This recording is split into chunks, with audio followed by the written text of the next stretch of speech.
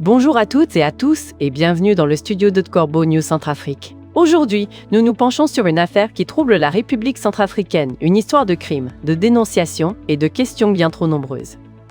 Pour démêler tout ça, je suis avec notre expert en affaires judiciaires, Arsène Feïmonazoui. Bonjour Arsène. Bonjour Adèle, c'est un plaisir de te retrouver pour ce sujet qui, loin de se calmer, prend une tournure franchement intrigante.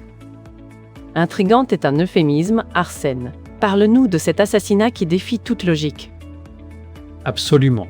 L'exécution du géologue suisse Maginé Lucas et de son garde du corps, un soldat de l'armée nationale, le 1er août dernier à Imoro, à 55 km de Bangui sur la route de Damara, appelle désormais une action judiciaire d'envergure internationale. Et cela concerne deux figures centrafricaines, bien identifiées, proches du régime actuel. Des proches du régime, Arsène, c'est une affirmation qui pèse lourd. Qui sont ces personnes et que disent-elles? Ce dossier, Adèle, dépasse largement la simple conjecture. Deux individus bien connectés au pouvoir ont publiquement affirmé avoir la connaissance des commanditaires et des auteurs de ce crime. Pascal Bida Koyagbel, un ministre conseiller de l'empereur Faustin chargé des grands travaux, l'a dit devant les caméras. Il était même à la morgue, devant les corps des victimes, et il a pointé du doigt Noureddine Adam, chef du SPRE, et Karim Mekassoua, ancien chef de l'Assemblée nationale, ainsi que d'autres figures de l'opposition. Devant les caméras, à la morgue, c'est absolument sidérant d'accuser des personnalités de cette manière, en pareil lieu, et c'est tout? Non, Adèle. Au même moment, un autre collaborateur du pouvoir, un agent du ministère des Mines, a diffusé un direct sur Facebook où il prétendait identifier les exécutants précis de cet assassinat. Nous avons donc deux récits, deux sources gravitant autour du régime et une même certitude proclamée. Mais le plus étonnant, c'est qu'aucun des deux n'a, à ce jour, apporté la moindre preuve de leur dire. C'est incroyable, Arsène. Des accusations aussi directes, des noms jetés en pâture, et pas la moindre preuve. Alors, que doivent faire les instances judiciaires? Face à des accusations aussi précises et qui plus est, publiques, la Cour pénale spéciale et la Cour pénale internationale ne peuvent simplement pas rester passives. Les deux juridictions se doivent de prendre en main le dossier et d'ordonner l'interpellation de ces deux hommes. Quiconque se targue de connaître les commanditaires d'un assassinat se doit d'en apporter la démonstration. C'est une question de justice. Donc, s'ils savent, ils parlent au juge. Sinon, ils assument les conséquences de leurs déclarations publiques? Exactement, Adèle. S'ils détiennent réellement des éléments factuels, qu'ils les transmettent aux juges, qui pourront alors agir contre les véritables coupables. Dans le cas contraire, ils devront répondre de calomnie et de tentatives d'induire la justice en erreur.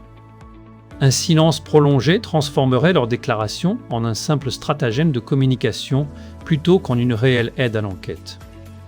Un stratagème de communication, et si les regards se tournaient en réalité vers un autre suspect? C'est là que ça devient encore plus complexe, Adèle. Les suspicions convergent depuis plusieurs jours avec une certaine insistance sur Pascal Bida Koyagbel lui-même. C'est lui qui est à l'origine de la venue de l'expert européen en Centrafrique. De nombreux observateurs voient dans cet acte une opération destinée à supprimer le spécialiste pour s'approprier d'importantes sommes d'argent estimées à des centaines de millions de francs CFA. S'approprier des centaines de millions de francs CFA, c'est donc une affaire d'argent, Arsène, et ses déclarations à la morgue, c'était une diversion? C'est ce que beaucoup pensent. En montant cette opération médiatique spectaculaire à la morgue, le ministre conseiller semble tenter une manœuvre audacieuse. Ces déclarations, que l'on pourrait qualifier de mise en scène, visent avant tout à semer la confusion et à égarer la justice afin d'échapper à ses propres responsabilités. C'est un scénario digne d'un polar, Arsène, mais avec des vies réelles en jeu. Pascal Bida Koyagbel, qui affirme connaître les commanditaires, se retrouve donc lui-même dans la ligne de mire des questionnements. C'est tout à fait ça, Adèle. Les suspects de l'assassinat du géologue suisse, y compris Pascal Bida Koyagbel, affirment avoir la connaissance des instigateurs, ce qui soulève de sérieuses interrogations sur la validité et la sincérité de ces affirmations. Merci Arsène pour ces éclaircissements qui jettent une lumière crue sur cette affaire. Merci à toi, Adèle. Cet article a été rédigé par notre journaliste Gisèle Moloma.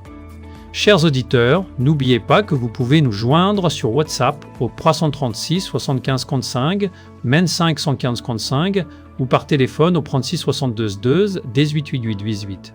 À très vite.